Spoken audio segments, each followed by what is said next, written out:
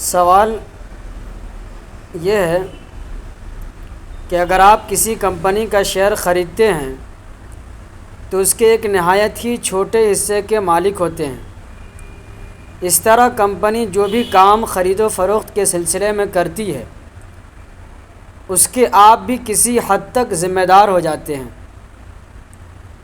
اور ظاہر ہے کمپنیاں سودی لین دین کے بغیر کاروبار نہیں کرتی، تو اس صورت میں اپنی پوزیشن کیا ہوگی؟ کیا ہم اس کے ذمہ دار ہوں گے یا نہیں ہوں گے؟ مشتاق احمد صاحب نے پوچھا ہے آندھرا پردیش سے۔ جواباً عرض یہ ہے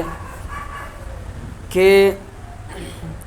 اگر نظام معیشت مسلمانوں کے قبضے میں ہوتا تو حق تو یہی تھا کہ سودی نظام اور سودی کاروبار سرے سے ناجائز ہوتا اور غلط ہوتا، حرام ہوتا، لیکن معیشت کا پورا سسٹم نظام یہودیوں کے قبضے میں ہے، اور جہاں تک عالم اسلام کی بات ہے تو عالم اسلام کے اندر بھی گنے چنے ایک دو لوگوں کے جو جانکار ہے، ورنہ پورا طبقہ بے خبر ہے اس بات سے۔ تو اس صورت میں عرض یہ ہے کہ شیئر جو خریدا جائے گا اس کی دو صورت ہوگی۔ ایک صورت تو یہ ہوگی کہ وہ شیئر جو خریدا جا رہا ہے اس کی بنیاد ہی حرام ہو۔ اس کی بنیاد اگر حرام ہوگی تو اس صورت میں ناجائز ہوگا اور حرام ہوگا۔ جیسے مثال کے طور پر شراب کی کمپنی کا شیئر ہو، یا اس طریقے سے انشورنس کا شیئر ہو، یا اسی طریقے سے کیا بولتے ہیں فلم کا شیئر ہو، تو یہ چیزیں ایسی ہیں جس کی بنیاد ہی حرام ہے، اسی لیے ان شیئر کا خریدنا حرام اور ناجائز ہوگا۔ ہاں اگر ایسا شیئر جو بنیادی طور پر حرام تو نہ ہو، البتہ اس کے اندر حرام ملوث ہو جاتا ہو، تو پھر اس صورت میں علماء کرام نے لکھا ہے کہ اگر جیسے مثال کے طور پر اس دور میں ہوتا ہے کہ کمپنیاں جو چلتی ہیں، کمپنی کا پورا سسٹم اور نظام، کمپنی وہ حلال طریقے سے چلتی ہے، لیکن وہ سودی قرض کے ذریعے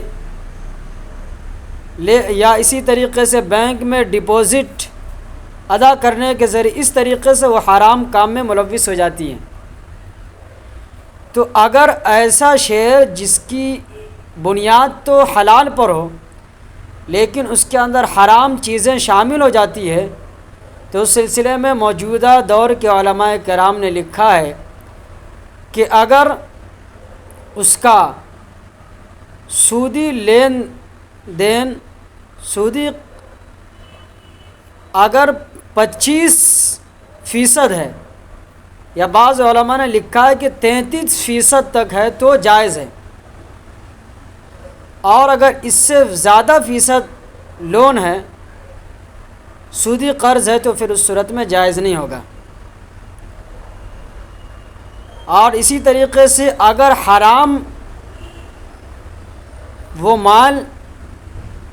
جو حرام نفع میں آ رہا ہے مال، تو وہ حرام مال جو نفع میں آیا ہے تو